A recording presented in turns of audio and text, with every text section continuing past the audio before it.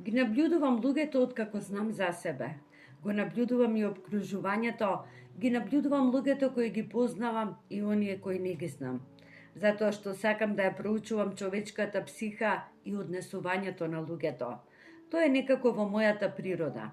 И додека времето во кое живееме навистина не е прилагодено за нас, онака како би требало да биде, тоест премногу е безумна трката, стрес, трауми, незадоволство, површни и краткотрајни задоволства, мораме да си признаеме дека и сами придонесуваме за тоа. Луѓето се сами виновни за тоа што им се случува, затоа што е очигледно дека свеста не се развила и нема да се развие кај некои луѓе, а има и такви кои молчат и трпат затоа што нивната девиза е може да биде и полошо од ова. Единствено, тоталната промена на свеста кај повеќето луѓе доведува до значајни промени во општеството, но тоа изгледа како утопија. Повеќето луѓе помалку или повеќе денес сите на некој начин патат во општеството, кое навистина е напорно за живење, но секој од нас на различен начин реагира на тоа патење и на различен начин со тоа постапува.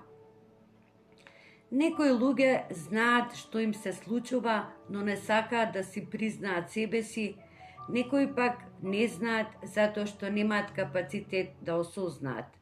И така ги живеат своите животи незадоволни и неисполнети, неостварени, заталкани. Мислат дека тревата е позелена на другата страна, а не знаат дека сами мораат да тргнат од себе ако воопшто сакаат нешто да подобрат во своите животи.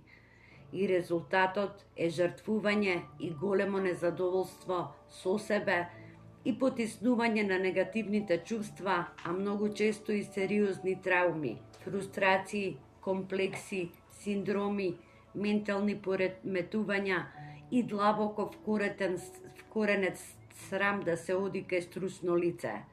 Но не, прва работа е тоа што луѓето ќе кажат за тоа.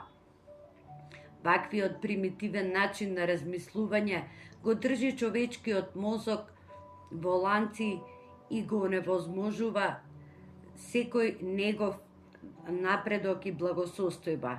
И што е полесно отколку одење кај психолог, па секако лечење на сопствените фрустрации, комплекси и трауми кон другите луѓе, искалување на својот бес и незадоволства врз другите, навреди врз другите, малтретирање на другите. Немојте погрешно да ме разберете, сите ние понекогаш имаме своји фрустрации и доживуваме незадоволство. Постојат фрустрации кои се сосема оправдани. Ништо не се случува без причина. На секој од нас, од време на време, му е потребна стручна помош. Секоја свесна личност практикува ментална хигиена и превзема одговорност за своето однесување, функционирање, здравје и реакциите кон надворешниот свет, и таквата личност нема да се лечи преку другите.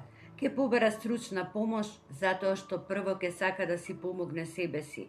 Секоја свесна личност знае дека мора да поработи на себе за да го реши својот проблем и да го подобри квалитетот на својот живот. Потполно е друга ситуацијата со несвесните личности, со стеснета свест, кои радо ке останат да се валкаат во сопствената кал и да ги искалуваат своите фрустрации, бес и незадоволство врз другите луѓе околу себе. Таквите луѓе никогаш не можат да напредуваат, да оздрават или да го подобрат својот живот. Осудени се на постојано незадоволство. Драги мои, доколку ви се допаѓаат вакви слични теми на кои зборувам од мој агол, ве поканувам да го заследите мојот канал. За вас е тоа само еден бесплатен клик, а мене вашата поддршка многу ќе ми значи.